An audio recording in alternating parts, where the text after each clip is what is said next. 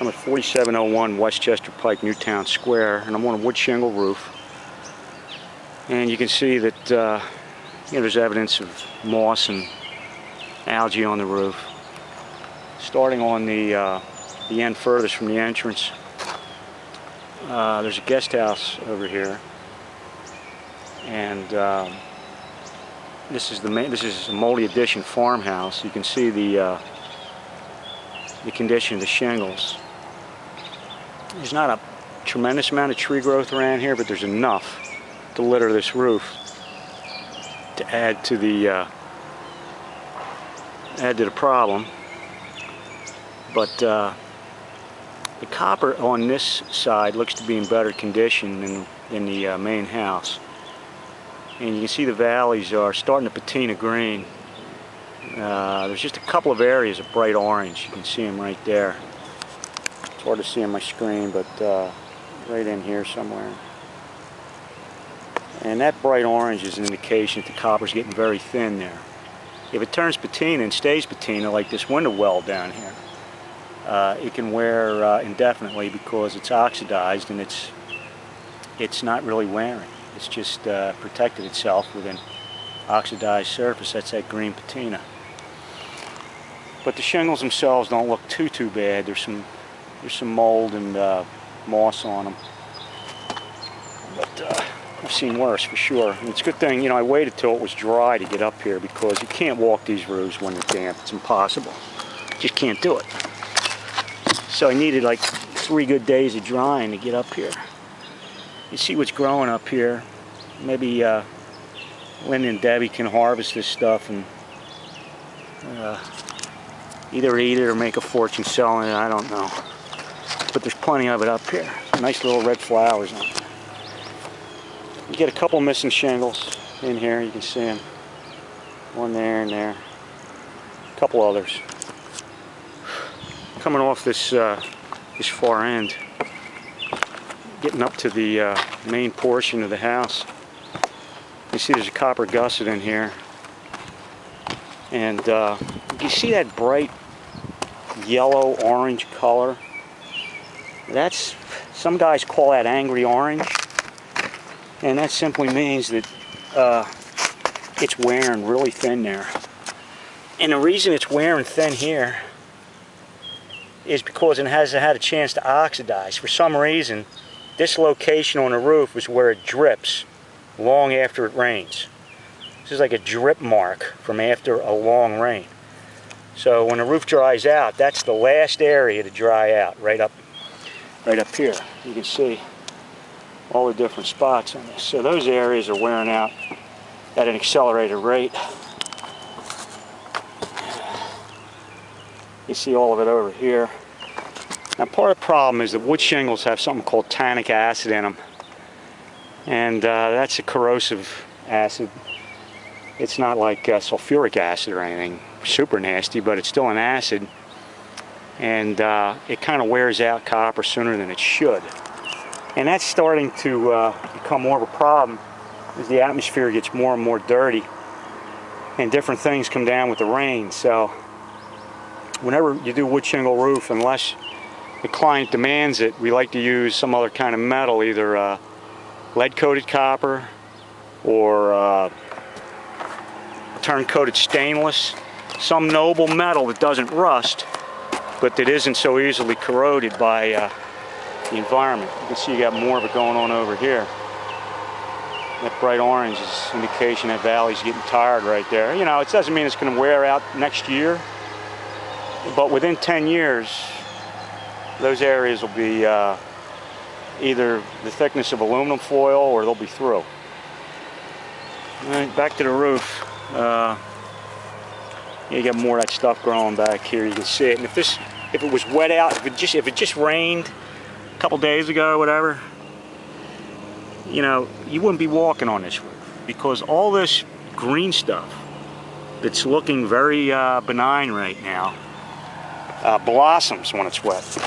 Doubles in size, and just keeps that wood super wet for a long period of time. It takes days and days to dry out because it's like a sponge. It absorbs water. You see the edge of the shingles here. This is one of the last places to get dry. You see how much is growing in here. You know, because that's the last place to dry out, the bottom of the shingle. So anyway, you got a lot of stuff growing on this roof. Right now it doesn't look too bad, but when it's wet out, it's like a sponge. It expands, gets bigger. There's a nice little patch here.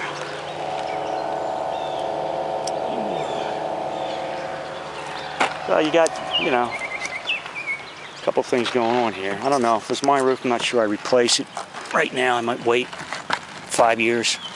You know, you'll probably nurse this along for that, I'm sure.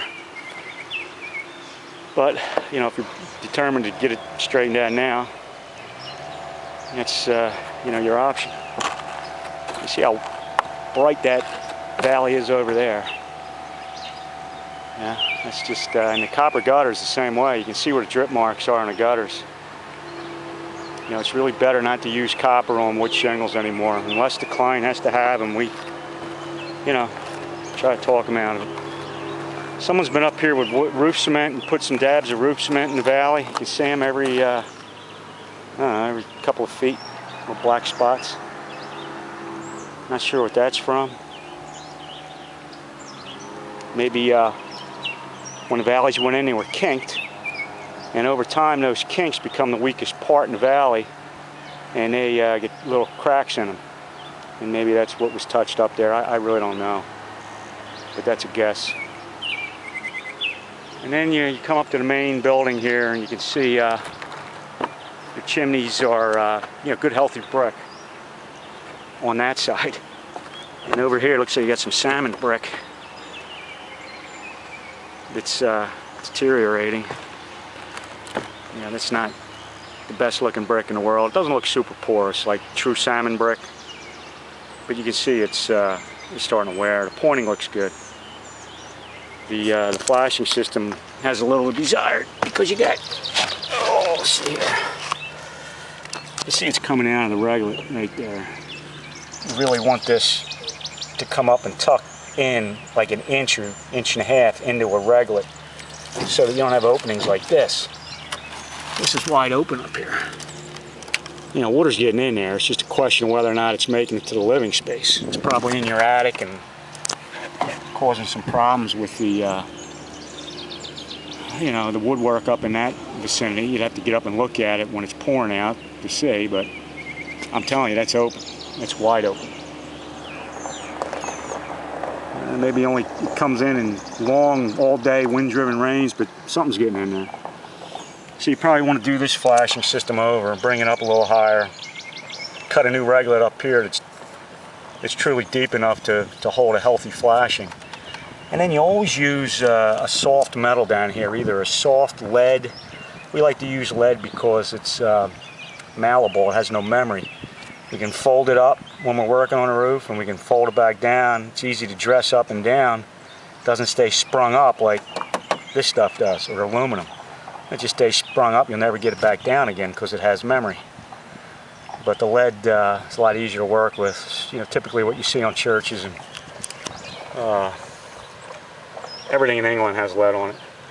So I know it's no-no today, but it's a nice soft metal that behaves really nicely on roofs. Lasts a long time too. So the flashings need to be done on the chimneys. Yeah, just looking around up here, looks like the tops of the chimneys are pretty healthy. The caps don't look too bad. A couple of cracks in here, but nothing serious. I like the way it's all sealed off with the dampers. It keeps your heat loss to a minimum and keeps the erosion from the weather to a minimum too. Alright. You see, when they did this hip, somebody thought to tuck a piece of flashing under here, which is a good idea. This goes up and over, and it protects this from leaking, because over time these guys split. You can see how wide open they are. You can see this was put on with a pneumatic gun, these staples. This roof was stapled. It was not hand nailed, it was put on with pneumatic fasteners. You can see in here how the shingles are splitting. So that's why you want to put a piece of flashing underneath protect the ridges from leaking. So that should be done this time around too. Whoever does it should. What we do is we put a piece of flashing in there and then we cover that with ice and mortar shield so that when the hips go on, the nails seal themselves to the ice and mortar shield. Now, these could be preformed hips that were made in a factory, and that's why we see the staples on them. Perhaps the feel of the roof was put on with nails and not staples. It's hard to say without taking it apart. Take a look at this chimney over here. Alright. You can see you get, a reduced flashing again. What was once up here is now down here. And that's a little bit better behaved inside the reglet, but still not ideal. You can see some openings in there. It's better to have a little higher profile flashing for ice and snow because you only got 2 inches here of protection. If ice gets in here and it's shady and it stacks up and then it floods, it can overwhelm this flashing that's under this thing, this counter. This is the counter flashing, this is the step flashing. Step flashing ties this shingle into this wall. Step flashing comes out to here, goes in and it folds up. And then this counter flashing covers that. So if it's only 2 inches high and you get a back up here, it can get above it. So you want your steps up about here and you want your counter up about here. It's just too low of a profile for this kind of roof. I think over time it just kind of gets swallowed up. Maybe there's a couple layers on here or something, I don't know. Take a peek around here. You got a nice bee's nest. Hello, fellas. You can see the hips over here coming apart. You got a nice washout right here from the mortar on the chimney. It's just kind of washing the lime and everything in that mortar. It's just cleaning this roof off. Just like the copper right here is staining the shingles below. So you can see that there's an effect. Metal and lime and anything just has a long-term effect on wood. So in this case, the copper is acting as a poison for the mold and the moss. And everything below this copper flashing is clean. You don't see anything growing there at all. And yet, if you look over here and look over here, you can see some stuff. So that's where copper is useful in reverse. It washes out and kills mold, but when that stuff drips onto the copper, when the tannic acid and stuff comes onto the copper, causes a problem. See the 2 bright spots right there. Alright, that's enough, I think. More than you want to know, I'm sure. Alright. I gotta get to that ladder over there without killing myself. Like I say, if this roof was wet, it would have fallen off by now. I think I got everything. It's beautiful here though, truly. Magnificent property. Looks like you had a pond there at one time with a race. It might have been a mill house, I don't know. But that's what my wife wants to see, is that thing right up there, that plastic thing. And those white boxes over there. Gorgeous.